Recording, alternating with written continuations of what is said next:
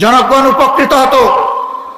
তাদের এই সাফল্য দেখে যারা দুর্নীতিবাজ, যারা এই দেশের কল্যাণ চায় না, তারা শঙ্কিত হয়ে পড়েছিল।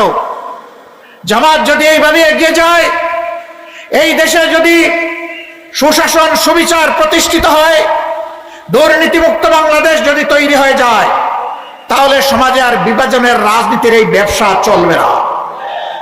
সুতরাং যে কোনো মূল্যে জামাতকে বাংলাদেশের রাজনীতি থেকে অস্তিত্বহীন করে দিতে হবে। তারা সেই ষড়যন্ত্র শুরু করেছিলেন। 15.5 বছর ষড়যন্ত্রের বাস্তবায়নে এমন কোনো পদক্ষেপ নেই যা তারা নেননি। কিন্তু তাদের কোনো দুঃশাসনের সামনে, জুলুমের সামনে, অন্যায় আবদারের সামনে মহান আল্লাহ রাব্বুল আলামিন সাক্ষী, বাংলাদেশের